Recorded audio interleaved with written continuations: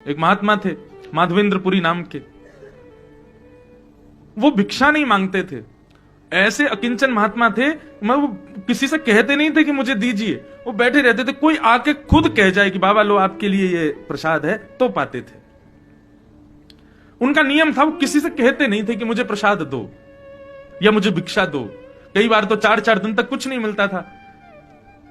वर्णन आता है कि 4-4, 5-5 दिन जब बीत जाते थे तब किशोरी जी ही कोई गोपी बन के जाती थी, ठाकुर जी ही कोई ग्वाला बन के जाते थे। कभी दूध दियाते, कभी रबड़ी दियाते, कभी रसगुल्ला दियाते, कभी रोटी, बासी रोटी दियाते माधवेंद्र जी को, क्योंकि उनका नियम था, वो मांगते नहीं थे।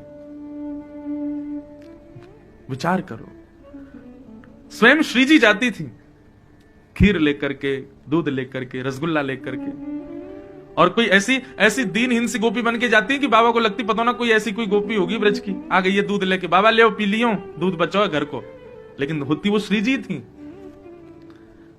एक दिन जगन्नाथपुरी दर्शन का भाव बनाया और गोवर्धन से चलकर के माधवेंद्रपुरी दास जगन्नाथपुरी आ रहे थे।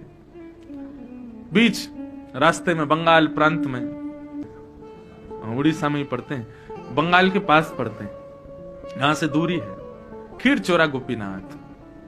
उनका नाम तो गोपीनाथ ही था, खीरचोरा तो बाद में पड़ गया। तो आज तक नियम है कि वहां 12 कुल्हड़ों में श्री गोपीनाथ जी को खीर का भोग लगता था, और जो मनोरथी भोग लगवाते थे सारा भोग उन्हीं को बांट दिया जाता था।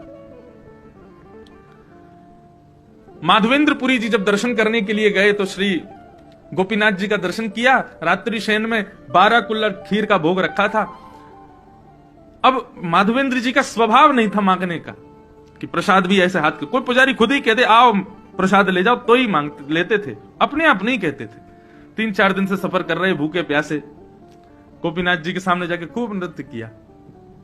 पुजारी जी ने सारे मनोरथियों में खीर बांट दी, और खीर बांटने के बाद में मंदिर बंद कर दिया। माधवेंद्रपुरी जी भी वहां से प्रस्थान कर गए, बेचारे भूखे प्यासे एक वृक्ष के नीचे जाकर के बैठ गए। भजन कर रहे थे ठाकुर जी का, लेकिन भजन करते करते बार बार नेत्र खुल जाए, बार बार भजन रुक जाए। क्यों? भूख लग रही थी, लेकिन बोल सकते नहीं किसी से। गर्भगृह में बैठे गोपीनाथ जी को चैन नहीं आ रहा है, और गोपीनाथ जी सीधे पुजारी के स्वप्न में पहुंच गए और बोले कि मेरे एक परम भक्त माधवेंद्रपुरी आए हैं, वो बहुत तेज भूख लगी है उनको कुछ पवाओ। पुजारी जी बोले क्या पवाए, इतनी रात्रि का समय? बोले हमारा 12 कुल्हड़ का भोग लगता है खीर का। बोले हाँ, उसमें से एक खीर भोग बचा है, वही दिया। बोले कुछ नहीं बचा, मैंने सब बांट दिया मनोरथियों में। बोले तुमने 11 कुल्हड़ ही बांटे हैं, 12वां कुल्हड़ हमने छुपा लिया था अपनी जेब में। मंदिर आओ, खोलो, हमारे विग्रह के गोजा में आकर के, गोजा बोलते हैं जेब को, बोले हमारे जेब में आकर के देखो एक कुल्हड़ रखा है, छुपा हुआ है। पुजारी जी के नेत्र खुले, स्नान किया, अर्धरात्रि में ठाकुर जी का विग्रह गर्भगृह खोल करके जैसे भीतर प्रवेश किया, ठाकुर जी के गोजा में जैसे हाथ डाला, सोई कुल्हड़ में खीर रखी थी। तब पुजारी जी बोले वाह रे खीर चुरा ली, अपनी प्रसाद की खीर चुरा ली अपने वैष्णव के लिए। और जाकर के पुजारी जी ने वो खीर बाबा को दी। बाबा बोले रात में 3 बजे पुजारी जी आप कैसे? तब पूरा वृत्तांत बताया। बोले कि रोज ठाकुर जी का भोग लगता है और मनोरथियों में बांटा जाता है, लेकिन आप अकिंचन हो, किसी से मांगते नहीं। अब ये बात किसी को नहीं पता थी, लेकिन पुजारी बता रहा तो माधवेंद्र जी रोने लगे, आपको कैसे पता मैं किसी से नहीं मांगता? बोले ठाकुर जी बता रहे थे। बोले आपको भूख लगी है इसलिए ठाकुर जी ने आपके लिए खीर को अपनी जेब में छुपा लिया। फिर कहां भूख लगनी थी, रोते रहे विरह से। बोले नाथ आपको पता है मेरा भाव, आप जानते हैं मुझको, मुझे इसी बात से इतनी प्रसन्नता है कि आप मुझे जानते हो। तब से गोपीनाथ जी का नाम पड़ गया खीर चोरा गोपीनाथ। अपने वैष्णव के लिए ठाकुर जी ने खीर चुराई।